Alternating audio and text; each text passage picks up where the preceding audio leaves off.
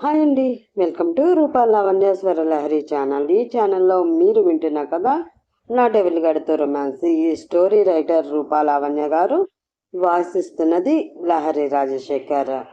ఈ స్టోరీ చూసే ముందుగా ప్లీజ్ ఛానల్ని లైక్ చేసి, షేర్ చేసి, సబ్స్క్రైబ్ చేసి స్టోరీని ఆదరిస్తున్న మీ అందరూ కూడా మాకు సపోర్ట్గా నిలుస్తారని, మరికొందరికి స్టోరీ వెళ్ళేలా సహాయం చేస్తారని ఆశిస్తూ ఇంకా స్టోరీలోకి వెళ్ళిపోదాం. నా డెవిల్ గడితో రొమాన్స్. మాయా చిన్నగా నవ్వి, టెన్షన్ ఏం లేదులే రీతు, ఆయన మంచివారే. ముంబైలో ఆ పోలీసు వాడిని కొట్టింది కూడా నన్ను ఏడిపించాడు అనే అంటుంది. నీ మొహం, నేను వచ్చింది అదొక్కటే చెప్పడానికి మాత్రమే కాదే, వేరేది కూడా ఉంది అతను అని చెప్తుంటే సడన్ గా డోర్ ఓపెన్ అవుతుంది. ఇద్దరు చూస్తే ఎదురుగా డెవిల్. ఎలా ఉంది అంటూ డోర్ దగ్గర నుండే అడుగుతూ డోర్ క్లోజ్ చేసి వస్తాడు డెవిల్. అంతే, రీతుకి మళ్ళీ హార్ట్ బీట్ 180 దాటేస్తూ ఉంటుంది. మాయ చేతిని భయంతో గట్టిగా పట్టుకుంటే మాయ కూడా ఎలా చెప్పాలో తెలియక చూస్తూ ఉంటుంది. రీతి కుడికాలికి పెద్ద సిమెంట్ కట్టు ఉంటే ఎడమ చేతికి కూడా అలాంటిదే ఉంటుంది. ఆల్రెడీ కూర్చుని మాట్లాడుతూ మాయా చేతిని కూడా పట్టుకుని ఉండేసరికి డెవిల్ కళ్ళు చిన్నవే అయ్యి రీతు కుడి చేతి మీద నిలుస్తాయి. ఆ చూపుకే రీతు మాయా చెయ్యి వదిలేసి కంగారుగా చూస్తూ ఉంటుంది. రీతు రిలాక్స్, అజిత్ మంచివారే. ఉదయం అక్కడ మమ్మ ఉంది కదా, మళ్ళీ వాడిని కొట్టిన విషయం చెప్పడం ఎందుకులే అని అలా చేస్తారు అంతే అని డివిల్ చూసి డే అని గొంతు సవరించుకుని, ఏమండి, రీతు మిమ్మల్ని చూసి భయపడుతుంది, సారీ చెప్పండి అంటుంది భార్య హోదాలో. రీతు మాయ చనువుని పిలిచిన పిలుపుని చూసి విని నోరు తెరిచి చూస్తూ ఉంటే, సారీ రీతు గారు, ఉదయం అలా భయపెట్టాను, కానీ నా ఉద్దేశం అది కాదు. నిజంగా అక్కడ మా అత్తయ్య ఉన్నారు. ఆవిడ అసలే మొన్నే రీసెంట్గా ఫ్యామిలీ ట్రిప్ కంప్లీట్ చేసుకుని అనగానే మోచేతితో డెవిల్ పొట్టలో గుద్దుతుంది మాయా నవ్వుతూ. డెవిల్ గట్టిగా నవ్వేసి, అదే కోమాల నుండి బయటకు వచ్చారు, మళ్ళీ హెల్త్ అప్సెట్ అవుతుందేమో అని భయంతో, అలాగే ఆ సిచ్యువేషన్లో మిమ్మల్ని ఎలా ఆపాలో తెలియక అలా చేశాను అంతే అని ఫస్ట్ టైం పళ్ళన్నీ కనిపించేలా నవ్వుతూ మాయా ముందు రాముడు మంచి బాలుడు అన్న టైప్లో కలరింగ్ ఇస్తూ ఉంటాడు. ఒకే ఫోన్లో 2 సిమ్లు, ఒకటే క్యారెక్టర్లో హీరో అండ్ విలన్ అంటే ఏంటో లైవ్లో చూస్తుంది రీతు. ముందు రోజు ఆమె చూసిన డెవిల్కి ముంబైలో చూసిందిలేండి, ఎందుకో ఎలాగో ఎప్పుడో తర్వాత చెప్తారు రూప గారు. ఈరోజు ఇలా చూస్తున్న డెవిల్కి ఆవగింజంతా పోలిక కూడా కనిపించకపోయేసరికి మనసులో, అసలు నాకు ఈ యాక్సిడెంట్ కూడా వీడే చేయించాడేమో రీతు, ఈ శామ్ని నమ్మకుంటే నీకు సావు కన్ఫర్మ్ లగితే అని ఇన్నర్ వేసుకుని మా గ్రాని అనేది అంటుంది మెల్లిగా రీతు. సందర్భం లేకుండా అంటున్న రీతుని ఇద్దరు అదోలో చూసి ఏమని అని ఒకేసారి అడుగుతారు. బ్రతికుంటే బలిసాకు తినైనా బ్రతకొచ్చు అని, నేను జంప్ అని అదే చేత్తో అదే కాలుతో కుంటుకుంటూ వెనక నుండి మాయ గట్టిగా పిలుస్తూ అరుస్తున్నా కూడా ఆగకుండా అక్కడి నుంచి పరుగు పెడుతుంది పాపం రీతు పాప. డెవిల్ మాత్రం రిలీఫ్గా ఫీల్ అయ్యి మాయ చేతిని గట్టిగా పట్టుకుని ఆమెదో తొందరలో ఉన్నట్లుంది, ఇబ్బంది పెట్టకు అంటూ మాయా చెయ్యి పట్టుకుంటాడు వెళ్లకుండా.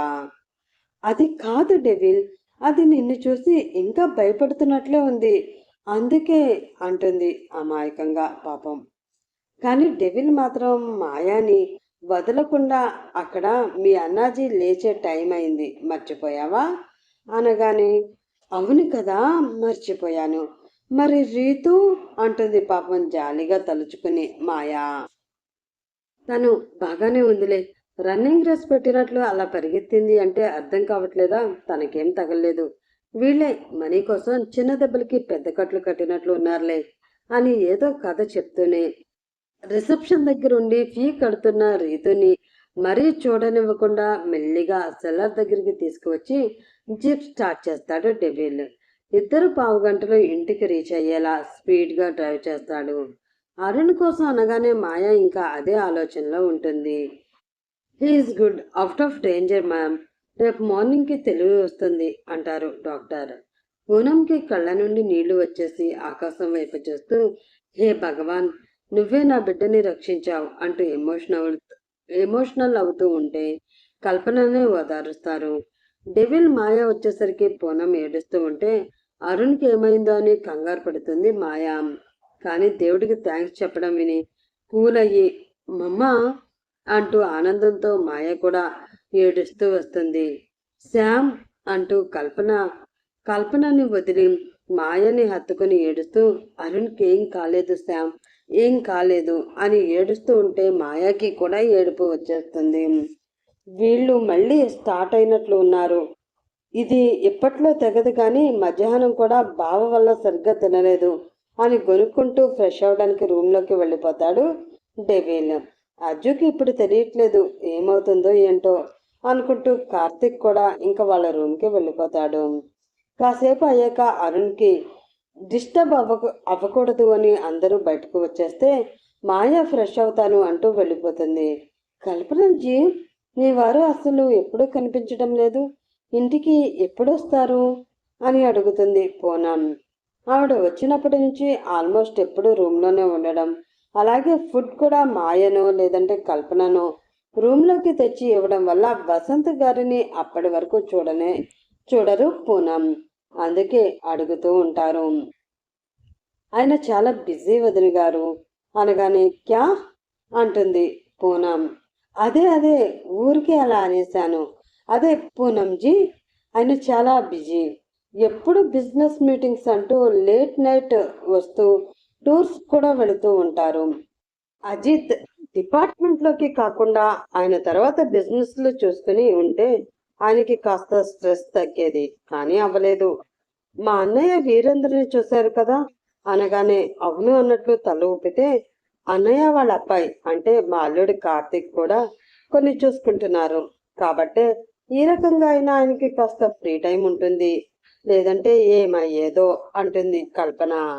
ఆమె మాటల్లో ఎన్ని బిజినెస్లు ఉన్నాయి, ఎన్ని కంపెనీలు ఉన్నాయి, టర్న్ ఓవర్, షేర్స్ ఒక్కటేమిటి అన్నీ చెప్తుంటే పూనం షాక్ అవుతూ వింటూ ఉంటారు. కారణం, అన్నీ ఉన్నాయి అంటే వీళ్ళు మిలీనియర్స్ అయినా కూడా తనతో మాయతో ఇంత సింపుల్గా ఏ గర్వం లేకుండా ఉండడం షాక్ అవుతూ ఉంటుంది. ఇప్పటి వరకు వీళ్ళ మీద ఆధారపడటమే ఏదోలా అనిపిస్తూ ఉంటే అరుణ్ లేచాక ఎలా అయినా తొందరగా ఇక్కడి నుంచి వెళ్ళిపోవాలి అనుకుంటారు. మంచిగా ఉన్నప్పుడే వెళ్ళిపోతే చెడ్డ పేరు రాదు.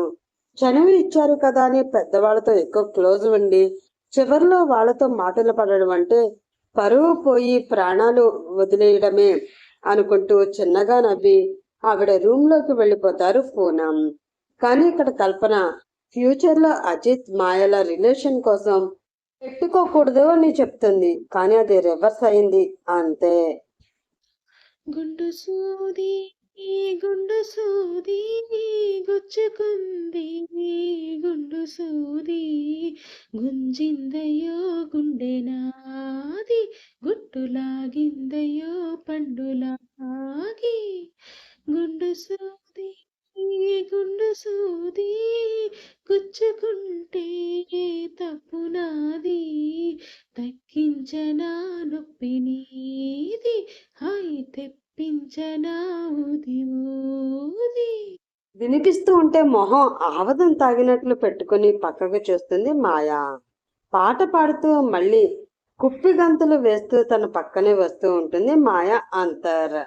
అబ్బో, ఆత్మగారు బిజీ అయినట్లున్నారు, ఈ మధ్య మరీ నల్లపోసైపోయారు అంటుంది మాయా. అంతర్, అవునవును, మీరు కుమ్మక్కైపోయాక ఇంకా నాతో ఇంకేం పనని రాలేదులే, కానీ నువ్వు మాత్రం మంచి కండపట్టి నీరు పట్టావే పిల్ల. మాయా, ఒసేయ్ నోరు ముయ్, నేనెప్పుడు ఇలానే ఉన్నాను, ముందు ఆ పాట ఎందుకు పాడావో చెప్పు. అంతర్, అబ్బా పో బోడీ, నాకు సిగ్గేస్తుంది, నీకు ఆ లిరిక్స్ కి మీనింగ్ తెలీదా ఏంటి అంటుంది మొహం మూసుకుంటూ. మాయా, బాడీ అంటే అంతర్, నేను ఆత్మనైతే నువ్వేగా నా బాడీ.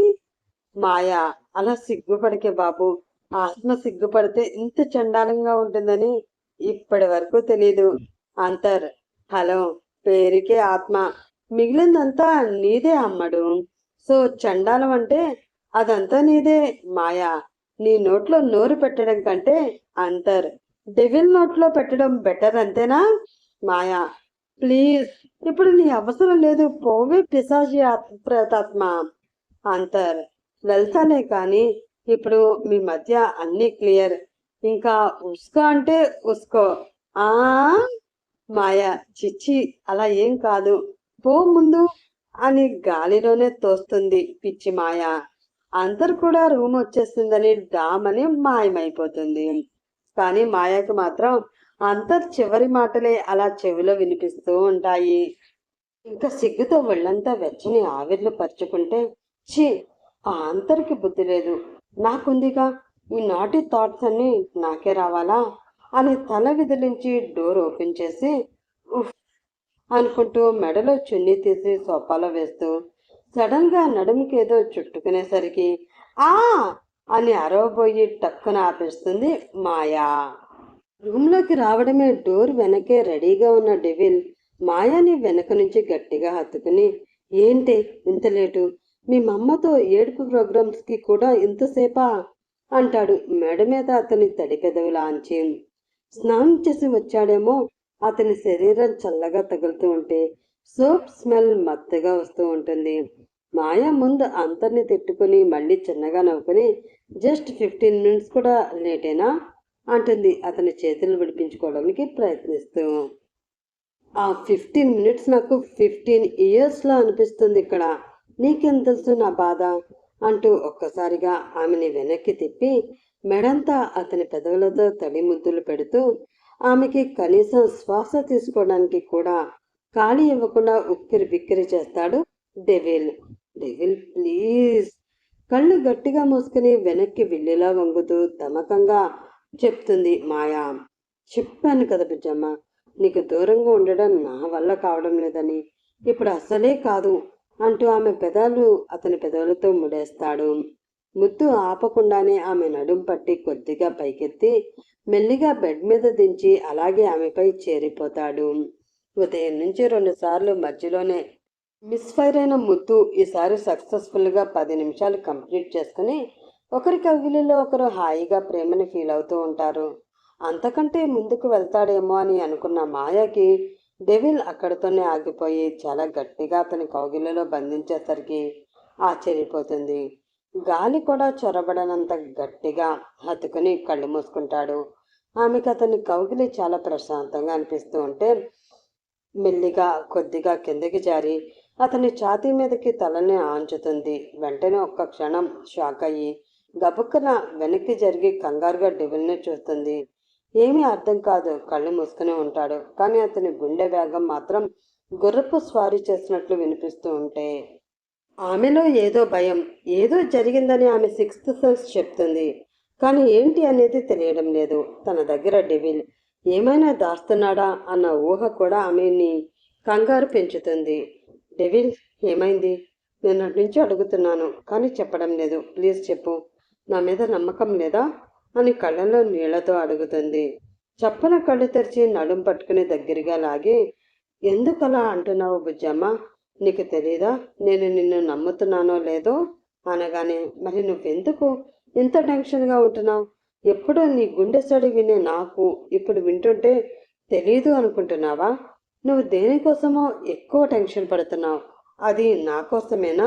నిజంగానే ఆమె మనసులో అదే ఉంది. అప్పటి వరకు అతను చేసిందంతా ఆమె కోసమే. తను వద్దు అన్నా కూడా అన్నీ చేస్తూనే ఉన్నాడు, కాపాడుతూనే ఉన్నాడు. ముంబైలో కేసు కూడా లేకుండా చేశాడు. అరుణ్, పూనం అన్నీ. ఇప్పుడు అంతా క్లియర్ అనుకుంది. కానీ తన వెనుక ఇంకేదో జరుగుతుంది అనిపిస్తుంది. తన దగ్గర దాచలేడు అని అర్థమై, బుజ్జమ్మ, నీకు ఆల్రెడీ చెప్పాను, నేను నాలా ఉండేది నీ దగ్గర మాత్రమే. ఇదే నా ఒరిజినల్. కానీ నీ దగ్గర కూడా నేను ఏదైనా దాస్తున్నా అంటే దాని అర్థం దాచడం అని కాదు. నీకు చెప్పే టైం ఇంకా రాలేదు అని. కానీ ఖచ్చితంగా చెప్తాను. వేరే వాళ్ళ దగ్గర తెలిసినా కూడా నువ్వు నన్ను అపార్థం చేసుకోకుండా ఉంటే చాలు. నేనేం చేసినా మన కోసమే, మంచి కోసమే. తప్పుగా అయితే కాదు అంటాడు కళ్ళలో తడి చేరుతూ. ఒకప్పుడు దేనికి భయపడకుండా డేరింగ్ అండ్ డాషింగ్గా ఉండే తన డెవిల్లో ఇంత మార్పు ఎందుకో మాయకి అర్థం కావట్లేదు. కానీ ఒక్కటే అనిపిస్తుంది ఆమెకి, ఇన్నాళ్ళు అతను తనని నమ్మాడు, మరి ఇప్పుడు ఆమె వంతు. అందుకే ఇంకేమీ ఆలోచించకుండా, ఇలాంటి ఫజిల్స్ని నిన్నటి నుండి చెప్తున్నావు. సరే, నువ్వెలా అంటే అలా, కానీ ప్లీజ్ నువ్వు టెన్షన్ అవ్వకు. ఏదైతే అదే అవుతుంది. నేను ఇది అంటూ డెవిల్ చెయ్యి చూపించి గట్టిగా వేళ్లు దూర్చి పెనవేసి, ఇది ఎప్పటికీ వదలను, సరేనా? ఆ మాట ఆమె నోటి నుండి రావడమే లేటు. మళ్ళీ ఇద్దరి పెదవులు కలిపేస్తాడు. ఎప్పుడనగా వెళ్ళావు బావా, ఇప్పుడా రావడం? అలకగా మొహం పెట్టి అడుగుతుంది అను. పాపను ఎత్తుకోబోతూ ఉంటే ఫ్రెష్ అయితేనే అని ఆపేస్తుంది. సారీరా, బయట కొంచెం లేట్ అయింది, 10 minutes వచ్చేస్తాను అంటూ ఫ్రెష్ అయి వచ్చి పాపని తీసుకుని అను దగ్గరికి వచ్చి సారీ చెప్తాడు. నేను నీకొకటి అడుగుతాను, నిజం చెప్తావా అని అడుగుతుంది అను. ఒక చేత్తో పాపని, ఇంకో చెయ్యి మీద అనుని దగ్గరికి తీసుకుని బెడ్ రెస్ట్కి చేరబడి, నీ దగ్గర నేను ఎప్పుడూ అబద్ధం చెప్పలేదురా అంటాడు కార్తీక్. రోహన్ నీకు తెలుసా అని అడుగుతుంది. ఆ ప్రశ్న వస్తుందని కార్తీక్ ఊహించడు. ఒక్కసారిగా స్టిప్గా కూర్చుని షాక్ అవుతూ అనునే చూస్తే, అంటే తెలుసా అని కార్తీక్ ఇచ్చిన రియాక్షన్కి ఈసారి అను షాక్ అవుతుంది. నిజంగానే మన అర్జునే రోహన్ని చంపేశాడా? వణుకుతున్న గొంతుతో అడుగుతుంది అను. వీటన్నిటికీ సమాధానం నేను చెప్పే కంటే నువ్వు డైరెక్ట్గా మన అర్జున్ని అడిగితే బాగుంటుంది అను అంటాడు కార్తీక్. నీకు తెలిసినప్పుడు చెప్పడానికి ఏమైంది బావా? ఎందుకు వాడిని అడగాలి? కాస్త కోపంగా అడుగుతుంది అను. ఎందుకంటే అది పూర్తిగా అజిత్కి సంబంధించిన విషయం కాబట్టి. అతని ప్రాబ్లం అతనే సాల్వ్ చేసుకుంటున్నాడు. ఫ్యూచర్లో కూడా దీనిలో నన్ను కలగజేసుకోవద్దు అని చెప్పినప్పుడు నేను అలా ఉండడమే మంచిది. కానీ నా వరకు సమాధానం చెప్పాలి కాబట్టి, నిజమే చెప్తాను అన్నాను కాబట్టి చెప్తున్నాను. రోహన్ పనిచేసింది నా కంపెనీలోనే అనగాని ఈసారి అను షాక్ అవుతుంది. బావా, ఏంటి నువ్వు అనేది? అంటే రోహన్ వర్క్ చేసింది? అవునరా, మన కంపెనీలోనే వర్క్ చేశాడు. ముంబై బ్రాంచ్ నుండి హైదరాబాద్కి ట్రాన్స్ఫర్ చేసింది కూడా నేనే. కానీ ఇలా అవుతుందని నేను అసలు అనుకోలేదు. ఇక నుంచి ఏం చెప్పాలి అన్నా మన అజిత్ లేదంటే మాయానే చెప్పాలి. అరుణ్కి కూడా రేపు ఉదయం తెలివి వస్తుంది అన్నారు. లేచాక అతనేమైనా చెప్తాడేమో, చూద్దాం. నువ్వు ఈ విషయం అత్తయ్యతో ఏమీ చెప్పకు, నా మీద నీకు నమ్మకం ఉంది కదా అని అడుగుతాడు కార్తీక్. అవును అన్నట్లు తల ఊపుతుంది అను. ఇంకే టాపిక్ కాకుండా ఇంటి గురించి, పాప గురించి, పాపకు చేయవలసిన బారసాల గురించి మాట్లాడుకుంటూ ఉంటారు వాళ్ళు. బుజ్జమ్మా, నాకు ఆకలిగా ఉంది అనగానే ఒక్కసారిగా లేచి కూర్చుంటుంది. అయ్యో డెవిల్, నువ్వు మధ్యాహ్నం కూడా ఏమీ తినకుండానే మీ బావతో బయటికి వెళ్ళిపోయావు. ఉండు, నేనే నీకు ఇప్పుడే భోజనం తీసుకువస్తాను అంటూ కంగారుగా కిందకి పరుగు పెడుతుంది మాయా. ఆమె కంగారు చూసి డెవిల్ చిన్నగా నవ్వుకుంటూ, ఉదయం నుండి బిజీగా ఉండడంతో కాల్ అవ్వక తన ఒక టీంకి అప్పుడే కాల్ చేసి, ఏమైంది, నేను కనుక్కోమన్న విషయం ఏమైనా తెలిసిందా అని అడుగుతాడు. వాళ్ళు, లేదు సార్, మాకైతే ఏమీ తెలియలేదు. బెటర్ మీరు మేడంకి అడిగి తెలుసుకుంటేనే బాగుంటుంది మనీ మా ఒపీనియన్ అంటారు. వాళ్ళంతా డెవిల్కి ఉన్న బెస్ట్ టీంలో బెస్ట్ పర్సన్స్. వాళ్ళంతా గత 2 రోజుల నుంచి ముంబై అంతా జల్లెడ పెడుతున్నారు. కానీ వాళ్ళకి కావలసిన వ్యక్తులు ఎక్కడున్నారో మాత్రం ఇంతవరకు తెలుసుకోలేకపోయారు.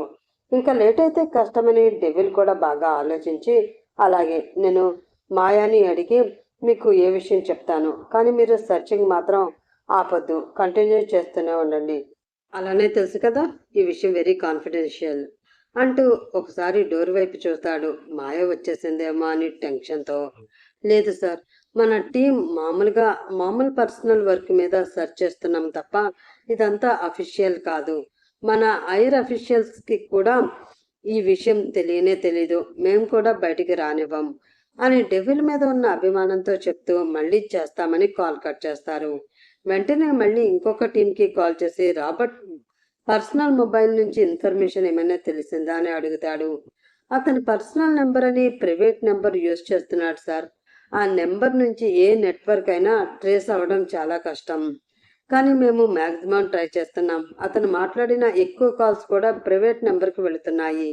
ఆ ప్రైవేట్ నెంబర్ కాకుండా ఏదైనా పర్సనల్ నెంబర్కి కాల్ చేసి ఉంటే ఆ నెంబర్స్ అన్నీ కూడా మనకి లిస్ట్ అవుట్గా వచ్చేస్తాయి. రేపు ఆఫ్టర్నూన్కి మీకు రిపోర్ట్ మొత్తం మెయిల్ చేస్తాం సార్ అంటారు అవతల వాళ్ళు.